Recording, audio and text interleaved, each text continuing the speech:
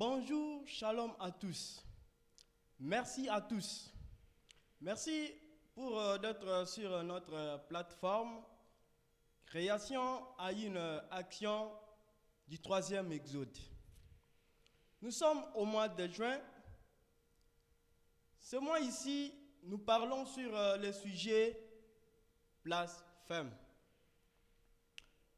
Comme vous le savez tous, sur cette plateforme, nous ne parlons que de William Marion Branham et de sa divinité. Ici, c'est Branham et Branham seul. Devant nous, nous avons le pasteur apôtre Joël Tout-Puissant, Chibamba, de l'église Branham Elohim Tabernacle, ici à Kananga, au Kassa central, en République démocratique du Congo. Shalom, pasteur. Shalom, chers journalistes. Merci, révérend. Merci d'avoir répondu à notre invitation et c'est que vous pouvez nous parler un peu de votre croyance et de votre église, là où elle se trouve, au cas où les croyants ou les gens qui veulent plus des informations sur ces sujets. Merci beaucoup. Je salue tous les auditeurs et auditrices à travers le monde entier au nom du Seigneur Branham. Ce que moi je crois est la divinité suprême du Seigneur William Marion Branham.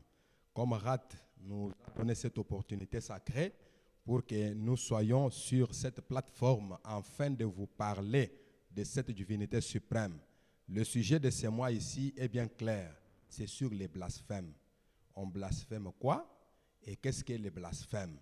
C'est pour cela que, sans plus tarder, nous ouvrons dans la Bible, dans 1 Jean chapitre 5, versets 16 à 17, on nous interprète ce que c'est que le blasphème. La Bible seule. 1 Jean chapitre 5, versets 16 à 17, nous lisons. Si quelqu'un voit son frère commettre un péché qui ne mène point à la mort, qu'il prie, et Dieu donnera la vie à ses frères. Il la donnera à ceux qui commettent un péché qui ne mène point à la mort. Il y a un péché qui mène à la mort.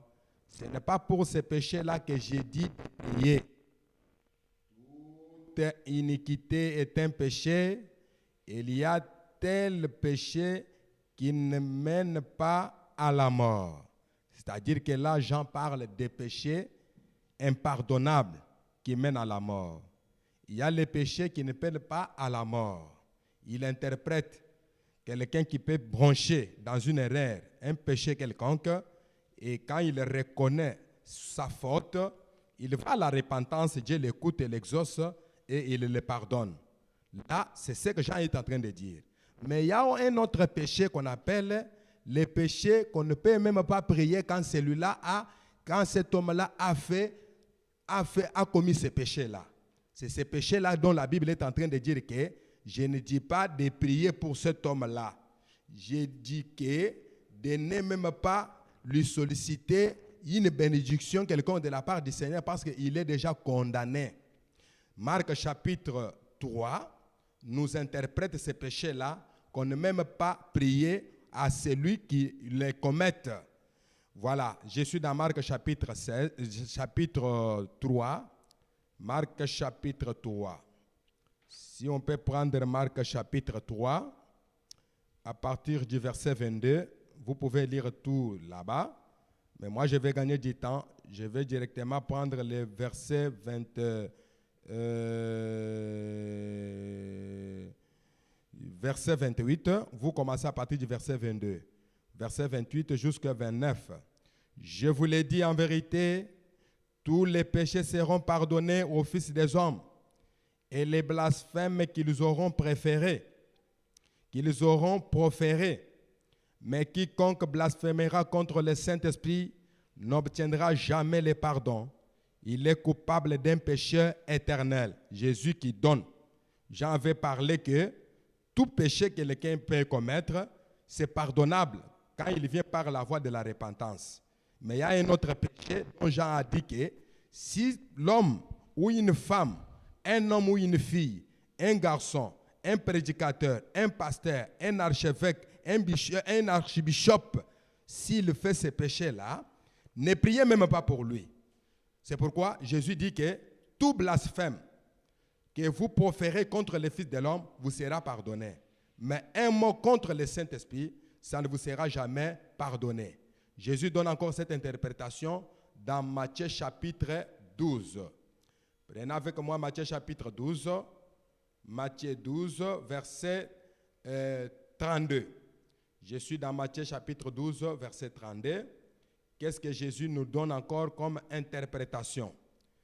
Verset 12, chapitre 12, verset 32. Jésus nous dit encore ceci. Quiconque parlera contre le Fils de l'homme, il lui sera pardonné. Mais quiconque parlera contre le Saint-Esprit, il ne lui sera pardonné ni dans ce siècle, ni dans les siècles à venir. Quiconque, c'est ça le péché impardonnable, qui mène à la mort, à la perdition, une séparation éternelle avec Dieu. Quand vous parlerez à mal du Saint-Esprit, qu'est-ce que le Saint-Esprit maintenant? C'est là où vous devez maintenant vous poser des questions. Le Saint-Esprit, quand il fait ses œuvres, son ministère, un mot contre lui, dédaigner ce qu'il est en train de faire, le ridiculiser, le déshabiller, le dépouiller de sa gloire, de lui mettre à côté, vous cherchez à prendre sa place. Ça, c'est un péché impardonnable, une séparation éternelle, selon la Bible. Hein? Et il n'y a pas de pardon là-dessus. Jean a dit que, j'ai dit qu'à celui-là, ne demandez même pas des requêtes de prière, ne demandez même pas la paix à son âme, s'il est déjà un cadavre ambulant. Le jour même où il fait ça, c'est déjà un cadavre ambulant. Alors, tout ce que vous pouvez faire, ça ne vous engage que vous. Mais il y a un seul péché que cet homme-là peut être ramené à la repentance, c'est tout autre péché, toute autre erreur de la vie humaine. Quand vous le reconnaissez, vous venez par la voie de la repentance, Dieu vous accueille. Il dit que je vous pardonne. Mais le péché dont Jésus est en train de parler, Jean, qu'on ne peut pas prier pour une telle personne, c'est quand il parle à mal contre le Saint-Esprit. Et je vous envoie encore dans Jean chapitre 16, Jésus nous donne la promesse du Saint-Esprit. Il dit que lorsque le consolateur sera venu, l'Esprit de vérité, il vous conduira dans toute la vérité. Il ne parlera pas de lui-même. Il vous annoncera les choses à venir. Il prendra de ce qui est à moi. Il vous annoncera. J'ai beaucoup de choses à vous dire, mais vous ne pouvez jamais les porter maintenant. Quand lui sera venu, il a dit là-bas qu'il vous est avantageux que je m'en aille. Lorsque je m'en serai allé, alors il viendra. Alors, c'est de la continuité du ministère du Messie au dernier jour. C'est pour cela, la Bible est claire. Il a clarifié, il a séparé le péché pardonnable et le péché impardonnable. Voilà. Maintenant, le Saint-Esprit à qui, quand il fait son ministère, ses œuvres sur la terre au dernier jour, après le départ de Jésus, cet homme-là, parce que c'est un pronom personnel. On ne peut pas être une personne sans avoir une personnalité. Il a sa personnalité, il est une personne, il a un nom, il a un poste-nom, il a sa date de naissance, il a sa tribu, il a sa nationalité. C'est ça la personnalité d'une personne. Maintenant, quand il vient, c'est pour manifester le même ministère qu'avait Jésus. Je ne vais pas aller trop loin. C'est pourquoi, directement avec William Branham, la Bible nous a déjà donné l'interprétation de ces deux péchés qu'on doit pardonner et un péché qu'on ne peut pas pardonner. Inutile même de demander pardon à cet homme-là qu'il a déjà fait parce que c'est impardonnable. Prenez avec moi dans le message intitulé « Les témoignages d'un vrai témoin ». Je suis dans les témoignages d'un vrai témoin. C'est prêché le 5 novembre 1961 au paragraphe 124 à 139. Le grand Bill nous dit ceci. Nous savons que cela est vrai parce qu'il a dit que cela était vrai. Les témoignages des prophètes, virgule, les témoignages de la nature, virgule, les témoignages de la nature, les témoignages des prophètes, les témoignages de Jésus. Tous les prophètes de la Bible ont déjà témoigné. La nature a déjà témoigné et Jésus a déjà témoigné. Il n'a jamais manqué de témoins. Dieu a toujours eu son témoin. Et lorsqu'il était ici sur terre, il a dit, il est avantageux que je m'en aille. Car si je ne m'en vais pas, je ne pourrai vous envoyer ces témoins immortels et éternels. Il était né d'une femme. C'est pourquoi il devait se décomposer, ou plutôt, il devait mourir. Dieu ne pouvait pas permettre que son corps voie la corruption, mais il devait mourir comme un mortel pour ôter nos péchés. Mais avant de partir, il nous a laissé un témoin, le Saint-Esprit. Pratiquement tous les prophètes à travers tous les âges, aussi loin que l'on puisse remonter dans les temps, on parlait de ces grands témoins qui seraient dans les derniers jours dans l'Église, notre grand témoin, le Saint-Esprit. Le Saint-Esprit est notre témoin.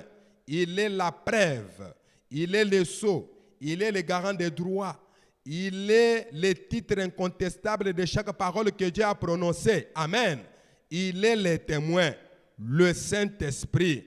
Oh là là, il est le témoin que Christ vit. Et parce qu'il vit, nous vivons aussi. Il est le témoin authentique. Comme une telle personne devait venir dans les derniers jours pour guider l'Église, il incombait à Dieu de dire à son peuple qu'il serait là. Tous les prophètes, presque, ont rendu témoignage de sa venue, de la venue du Saint-Esprit. 800 ans avant que cela n'arrive, Joël, le fils de Pétuel, a prophétisé qu'il viendrait. 800 ans avant que cela n'arrive, ce remarquable fils de Pétuel, un prophète considéré comme un nervosé qu'il a perdu la tête, un nerveux dérangé du point de vue affectif et mental, a prophétisé. C'est Joël 2:28 disant, dans les derniers jours, dit Dieu, je répandrai de mon esprit sur toute chair. Vos fils et vos filles prophétiseront sur mes serviteurs et mes servantes. Je répandrai mon esprit et ils prophétiseront. Je ferai paraître des prodiges anneaux dans les cieux et en bas sur la terre, des signes, des colonnes de feu, de fumée, de vapeur. Et avant l'arrivée du jour de l'Éternel, de ces jours grands et terribles de l'Éternel, quiconque invoquera le nom d'Éternel sera sauvé. 800 ans avant que la venue de ces grands témoins, le fils de Perpétuel a témoigné de lui. Il a prophétisé cela. Qu'est-ce qui avait frappé ces petits gars? Dis-moi ce qu'il pouvait dire à un homme né d'une femme, dont la vie est courte, sans cesse agitée. C'est ce qu'il est dit. C'est ce qu'il est. Dis-moi ce qu'il a pu remuer son être intérieur, à tel point qu'il a pu regarder à travers l'espace et le temps et voir ces grands témoins venir dans l'église dans les derniers jours. Dis-moi ce qui a pu faire cela. Rien, sinon un Dieu intelligent, suprême, grand et tout-puissant. C'est seul être qui pouvait faire cela. Frapper un mortel, l'homme né de la femme, sa vie est courte, sans cesse agitée, comme le dit Job chapitre 14. Il est né, il est coupé comme une fleur. Oui, il dépérit, il rend l'esprit. Mais avec ce genre de personnes, l'esprit, l'intelligence d'un grand et puissant Dieu peut franchir toutes les barrières des temps et franchir tout cela avec son esprit et montrer à un mortel ce qui arriverait. Alléluia! Ce n'est pas là un témoignage du Dieu vivant. Qu'est-ce qu'il en sera un? Qui peut l'annoncer avant que cela n'arrive? Amen. Qui peut le voir avant que cela n'arrive? Et le prédicateur avec intelligence et une exactitude parfaite au point que cela arrive, exactement comme il l'a annoncé. Si ce n'est pas là un témoignage, qu'est-ce qui en sera un? Qu'est-ce qui pourrait mieux parler d'un Dieu vivant? Certainement, il est le témoin. Voyez-vous? Et 75 ans après que Joël eut prophétisé, Ésaïe, le prophète, le fils d'Amoth, a prophétisé concernant ces grands témoins qui devaient venir dans l'église. De quoi est-ce que je parle? Un témoin, un véritable témoin, un vrai témoin. Je vous l'ai montré à travers la nature, à travers les prophètes, à travers la Bible. Maintenant, nous allons les voir lorsqu'il descend au jour où il doit être donné. 75 ans environ, 75 ans après que Joël a prophétisé, alors Ésaïe a parlé, les fils d'Amoth, les grands prophètes qui a donné toute la Bible, de la Genèse à l'Apocalypse.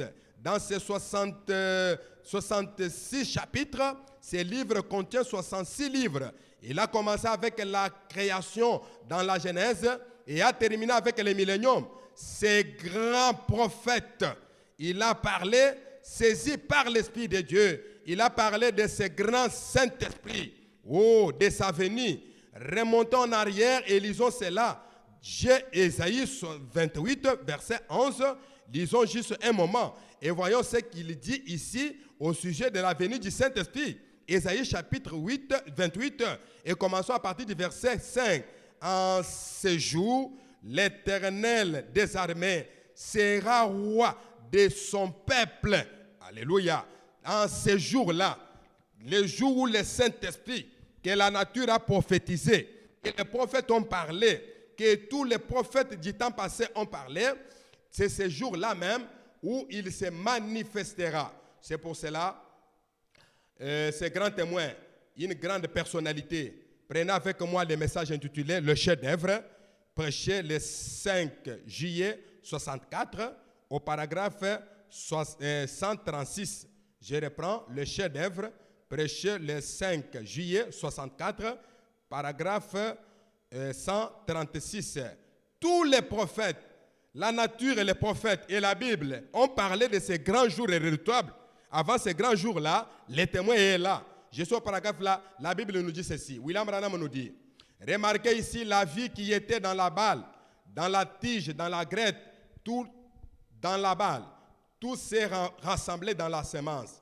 Et la vie qui était dans la tige a servi. L'une a servi à former l'autre. La justification a ouvert la voie à la sanctification. La sanctification a ouvert la voie au baptême du Saint-Esprit. Et le baptême du Saint-Esprit a ouvert la voie au Saint-Esprit lui-même pour qu'il descende dans sa perfection en ramenant de nouveau la parole afin de se manifester.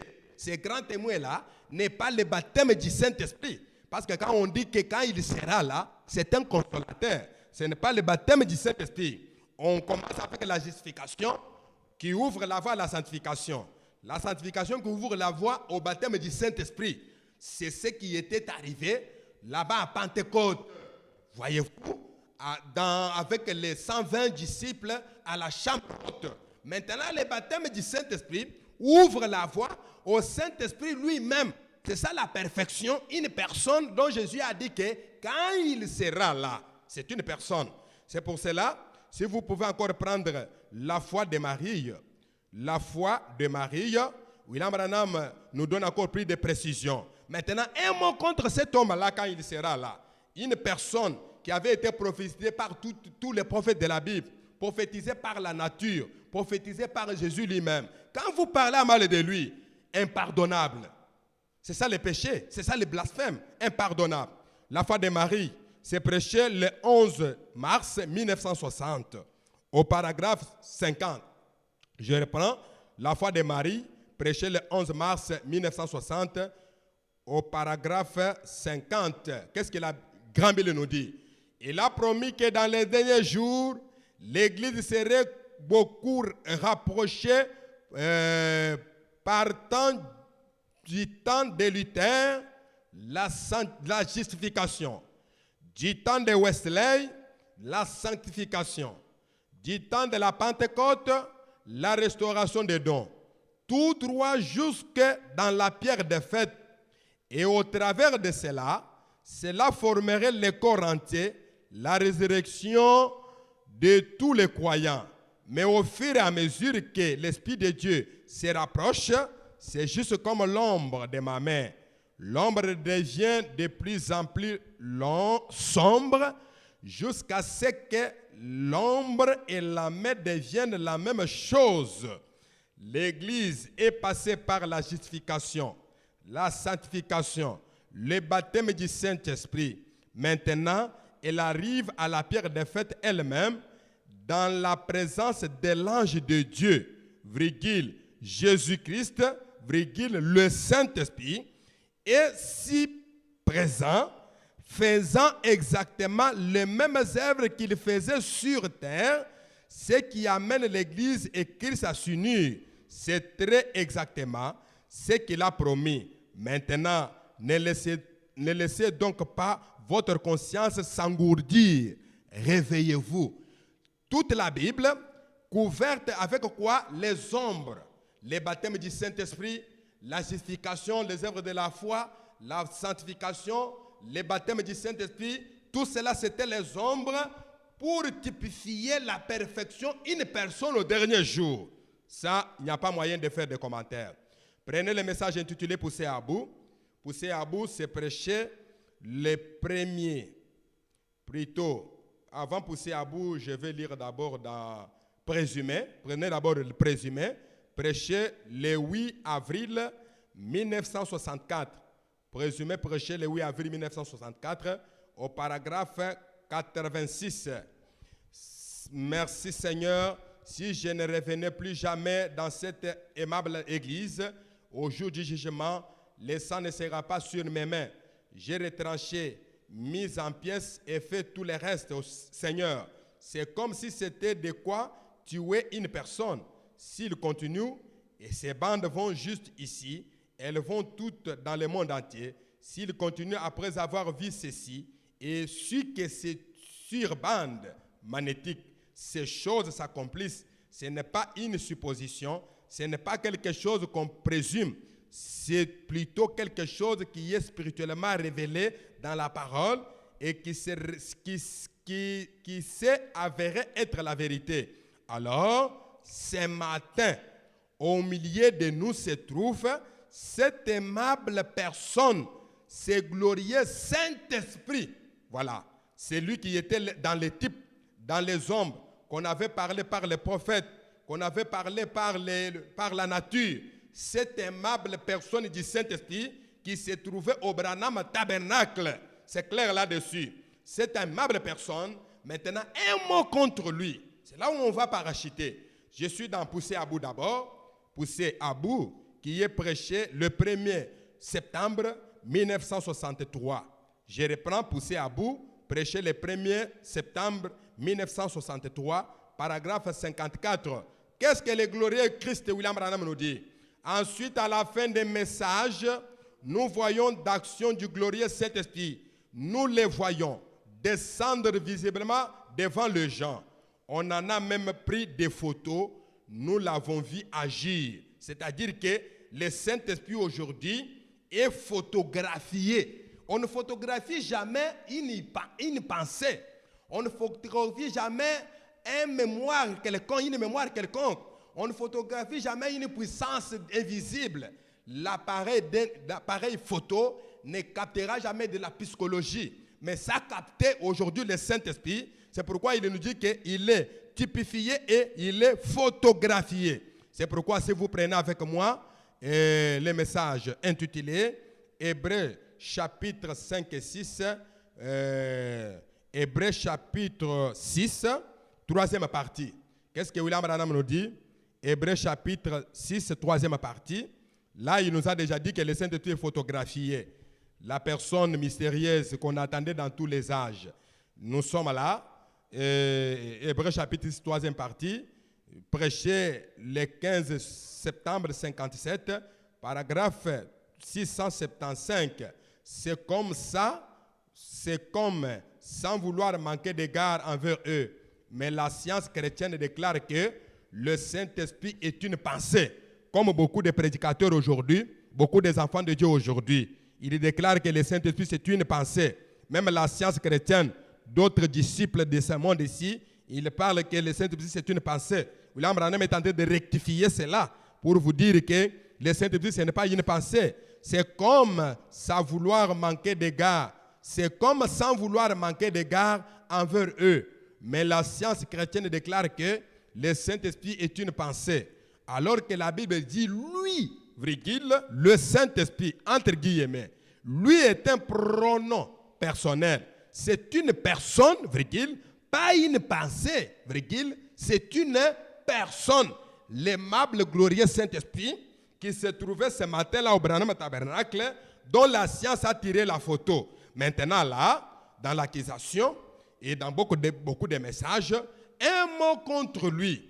Quand vous parlerez un mot contre lui, cette personne-là, du glorieux Saint-Esprit, alors ça ne vous sera jamais pardonné, ni dans ce siècle, ni dans les siècles à venir. C'est pour cela, si vous pouvez prendre directement avec moi, nous arrivons maintenant au blasphème.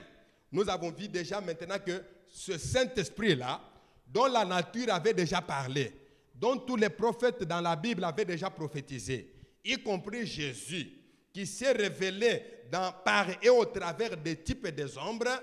Les types et les ombres se sont confinés, sont devenus une seule personne en costume noir appelé William Marion Branham, qui se trouvait ce matin-là au Branham Tabernacle, dont la science a pris la photo. Aujourd'hui, nous avons la photo du Saint-Esprit. Une personne avec 32 dents dans la bouche, chauve, un barbe, front bombé, les yeux enfoncés, qui parle l'anglais. C'est ça, ce glorieux Saint-Esprit-là dont nous sommes en train de parler. Alors, dans les messages, allez réveiller Jésus. Je suis en train de chercher à parachuter. Allez réveiller Jésus. Qu'est-ce que William Branham nous dit là? Allez réveiller Jésus. Le grand Bill nous dit quelque chose de très important. Dans les messages, allez réveiller Jésus. Les messages, allez réveiller Jésus. William Branham nous dit quelque chose de très important. C'est prêché le 3 novembre 1963. Prêché le 3 novembre 1963. Le Seigneur Branham nous dit quelque chose de très important là-bas. 3 novembre 1963, paragraphe 71-72. Qu'est-ce qu'il nous dit maintenant? Et ici, Jésus leur a parlé disant, vous pouvez dire ces choses et me taxer de Belzéboul. Ça, je vais vous les pardonner. Mais quand le Saint-Esprit sera venu, après mon départ, alors ça sera impardonnable de blasphémer contre cela, le Saint-Esprit. Je reprends le paragraphe. Et ici, Jésus leur a parlé disant, vous pouvez dire ces choses et me taxer de Belzéboul. Ça, je vais vous les pardonner. Mais quand le Saint-Esprit sera venu, après mon départ, alors ça sera impardonnable de blasphémer contre cela. Et quand il sera venu, ce n'est donc pas une pensée. Là, c'est une personne. Point. C'est un pronom personnel.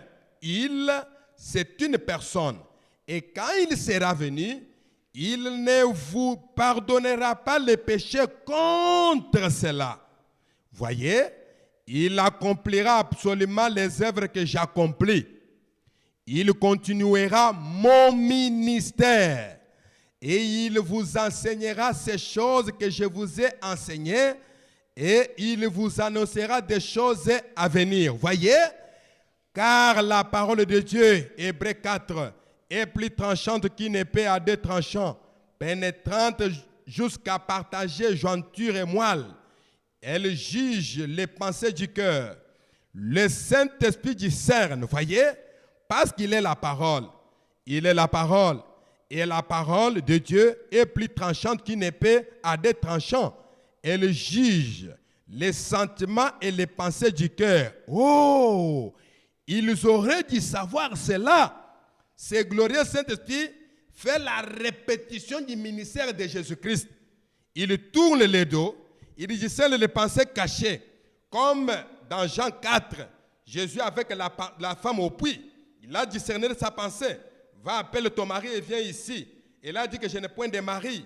Il a dit que oui, tu n'en as pas. Même celui à laquelle tu vis n'est pas ton mari.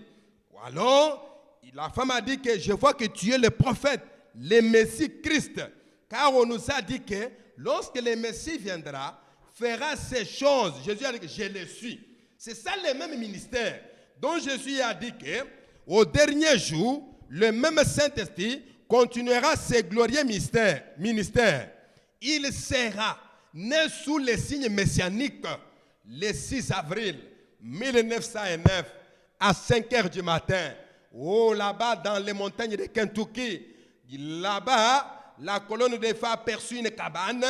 Un bébé était né là. On l'a nommé, on l'a donné du nom de William Marion Branham. Voilà la continuité du ministère de Jésus-Christ dans ce glorieux Saint-Esprit qui devait venir au temps de la fin. C'est pour cela, nous continuons avec le mot blasphème. Un mot contre lui. Prenez avec moi CO2 volume 1. CO2 volume 1, à la page 397, on lui a posé cette question-là. CO2 volume 1, à la page 397, la question avait été posée sur les blasphèmes. Le Seigneur Branham donne la réponse. Comme il nous a dit déjà dans Aller réveiller Jésus, Jésus avait dit clairement que tu peux me taxer de n'importe quel nom, tu peux parler mal de moi, tu peux me blâmer, tu peux m'injurier, je vous pardonne. Mais quand lui serait venu, un mot contre lui, péché impardonnable. Je suis là, je suis à la question 92. Question 92, code volume 1, page 397, question 92. On lui a posé cette question ici. Il nous dit ceci, paragraphe 190 à 193. S'il vous plaît, expliquez 1 Jean 5, 16, là où nous venons de lire.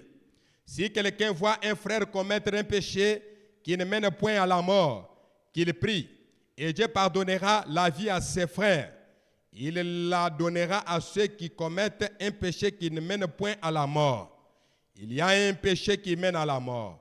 Ce n'est pas pour ce péché-là que j'ai dit de prier. Ne priez pas pour un péché qui mène à la mort. C'est quel péché? Parler à mal contre le Saint-Esprit. C'est glorieux. Ça, c'est la Bible. Ce n'est pas moi. Parler à mal contre le Saint-Esprit. Le Seigneur Branham continue de dire ceci. Bien, nous allons prendre, revenons en arrière. Prenons soin rapidement. C'est la dernière. Prenons dans Marc. Et ceci expliquera exactement quel est ce péché qui mène à la mort. Il y a un péché qui mène à la mort. Il ne faut même pas prier pour ce péché-là. Quelqu'un qui a déjà blasphémé, ça ne vous engage même pas. Ça, c'est déjà un péché impardonnable. Combien savent qu'il y a un péché qui mène à la mort? Il ne faut même pas prier pour ça.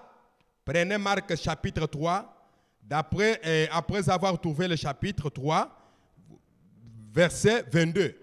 Et les scribes qui étaient descendus de Jérusalem dirent, il est possédé de Belzéboul. Oh, discerneur des pensées. Il est possédé de Belzéboul.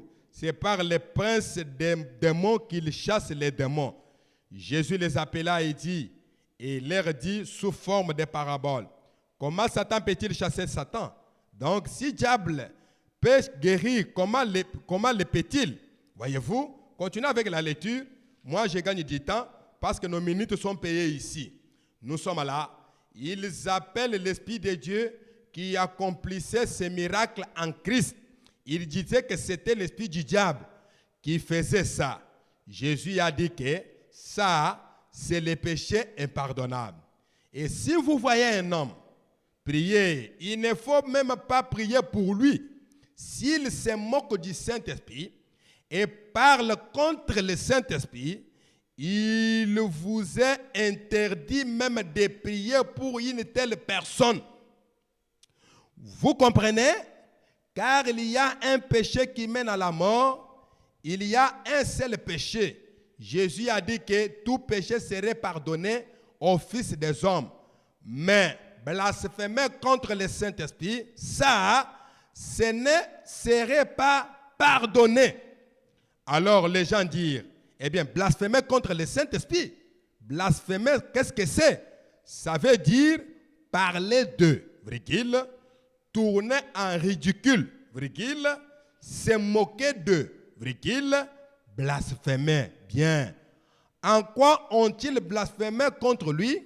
En disant que le Saint-Esprit qui était en lui, qui les faisait agir et faire les choses qu'il faisait.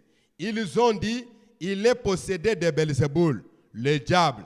C'est le diable, un diseur de bonne aventure en lui, qui lui fait faire ces choses, voir les secrets dans les cœurs des gens, dire à Philippe qu'il savait où il était avant de venir à la réunion, chasser les démons et faire ces choses-là. Il fait ça par Belzéboul. Il est un démon. Et Jésus a dit que ses péchés seront pardonnés. C'est donc les péchés impardonnables pour lesquels il ne faut même pas prier. Il ne pourra jamais être pardonné. L'homme ou la femme qui fait ça, c'est scellé éternellement hors de la présence de Dieu dans tous les siècles des siècles, pas le pardon.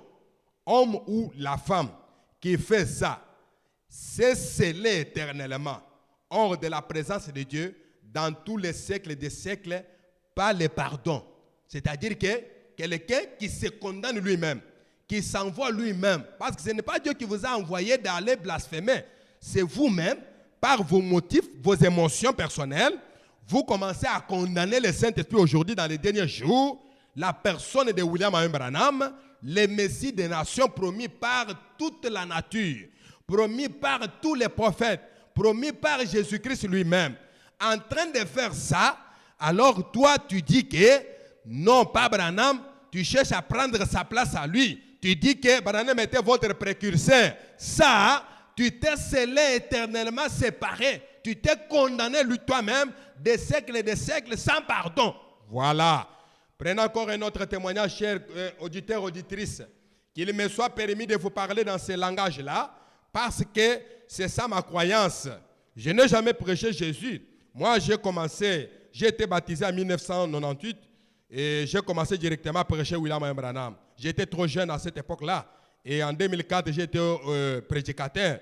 On m'a ordonné dans le ministère en 2007. Voyez-vous, j'ai continué à prêcher William Branham. Et Branham seul, je n'ai jamais prêché cet homme-là de Jésus. Et c'est pour cela, je répète que si vous dites que vous êtes le croyant de Jésus, alors s'il y a les véritables croyants de Jésus, ça doit être nous, parce que nous respectons les points et les virgules de ces prophéties. Mais vous, vous êtes en train de couper les bandes de Jésus. Vous triez, vous disséquez, vous triez ce qu'il faut croire et ce qu'il ne faut pas croire. Ça montre que vous n'êtes même pas les croyants de Jésus. Les véritables croyants de Jésus, c'est nous les adorateurs de Branham. Parce que nous les croyons dans toute sa vérité promise pour aujourd'hui. C'est pourquoi prenez avec moi Code, volume 2, à la page 846, page 846, à la question 846, je suis là, à la question 296, je reprends, COD volume 2, à la page 846, question 296, au paragraphe 149 jusqu'au paragraphe 151. Qu'est-ce que le glorieux Saint-Esprit nous dit encore? La question a été posée comme celle-ci. Frère Branham, que voulez-vous dire dans Matthieu chapitre 12, verset 32, où Jésus a dit, quiconque parlera contre le Saint-Esprit, il ne lui sera pardonné ni dans ce siècle, ni dans les siècles à venir. S'il vous plaît, m'expliquez ces versets de l'Écriture. Merci. Il y a le nom de cet homme, c'est un ministre. Très bien. Frère, vous êtes un théologien, moi pas, mais j'aimerais dire ceci, c'est que Jésus a dit, quiconque parlera contre le Saint-Esprit, il ne lui sera pas pardonné. Autrement dit, pour relier ça au verset de l'Écriture, tout péché serait pardonné aux hommes. Mais les blasphèmes contre le Saint-Esprit ne sera point pardonné. Le blasphème contre le Saint-Esprit, c'est se moquer de lui, d'en parler, de le ridiculiser, virgule, quand vous faites quelque chose comme ça, c'est là que vous franchissez la ligne qui sépare le bien et le mal. Maintenant, si vous voyez le Saint-Esprit par exemple, quand serait-il si le Saint-Esprit descendait ici et qu'il discernait comme il le fait, et si c'était bien le Saint-Esprit, mais que vous ne croyez pas que ce soit lui, et que vous ressortiez en vous moquant de cela, et en parlant de cela, peu m'importe ce que vous pourriez faire à partir de là, vous êtes fini et vous ne pouvez pas faire ça. C'est là la preuve que vous n'êtes pas de Dieu. Voilà la preuve que vous n'êtes pas de Dieu. Inutile de prier pour toi. Même si vous serez déjà mort, inutile de dire que paix à ton âme. Parce que la paix, c'est le Saint-Esprit que tu as déjà ridiculisé.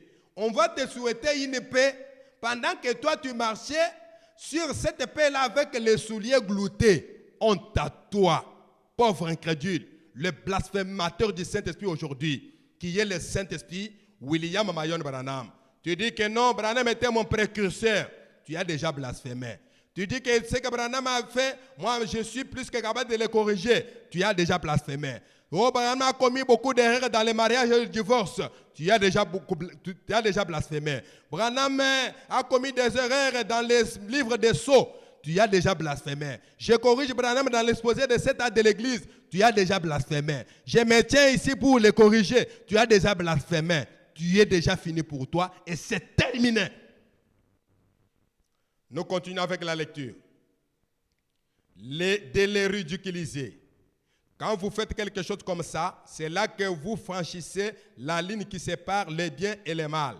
Maintenant, si vous voyez le Saint-Esprit, par exemple, discerner, qu'en serait-il si vous, le Saint-Esprit, descendez ici et qu'il discernait comme il le fait?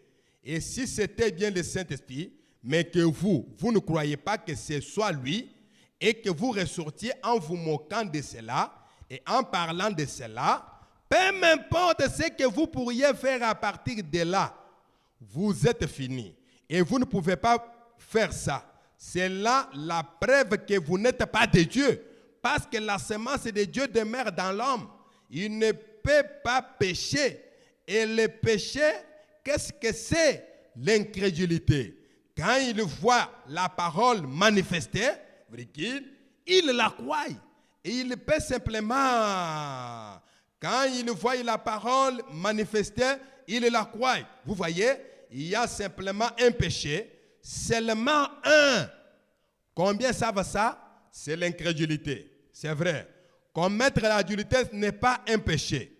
Fumer la cigarette, dire des mensonges, jurer, ce n'est pas ça qui est le péché. Ça, ce sont des attributs de l'incrédulité. Vous voyez, vous le faites parce que vous n'êtes pas un croyant. C'est vrai. Alors, vous voyez, il n'y a qu'un seul péché et c'est l'incrédulité. Celui qui ne croit pas est déjà condamné. Peu importe ce qu'il fait, peu importe, il est condamné dès le départ. Très bien. Voyez-vous, c'est ça le péché impardonnable.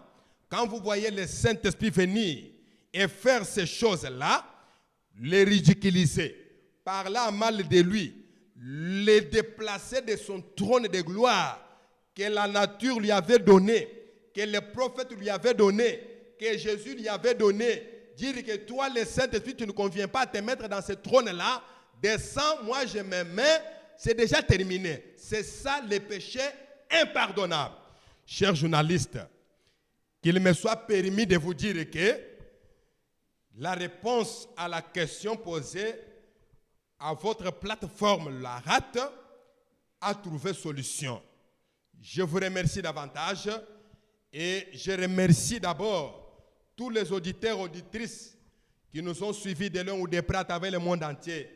Je bénis encore les visionnaires de cette plateforme et tous les adhérents à sa vision. Que le glorieux Saint-Esprit William Branham vous bénisse davantage. Que Dieu vous bénisse. Voilà les péchés qui mènent à la mort. Et il y a les péchés qui ne mènent pas à la mort. C'est quand quelqu'un reconnaît ces péchés-là, ses fautes, il demande pardon, Dieu les pardonne par la voie de la repentance. Un autre péché qui est impardonnable, selon la Bible et le prophète, c'est de parler mal du Saint-Esprit, qui est la personne de William Branham, le papa de Billy Paul. Qu'il vous bénisse davantage. Je vous remets le micro. Merci beaucoup. Merci, pasteur. Sans plus tarder, nous passons directement à la dernière ou notre fin émission. Ok. Apôtre Joël Tout-Puissant Tshibamba Mwamba, vous êtes pasteur et responsable de l'église Branham Elohim Tabernacle ici à Kananga, au Kasaï central, en République démocratique du Congo. Avez-vous un commentaire ou un message à dire à la famille Branham? Merci beaucoup, chers journalistes.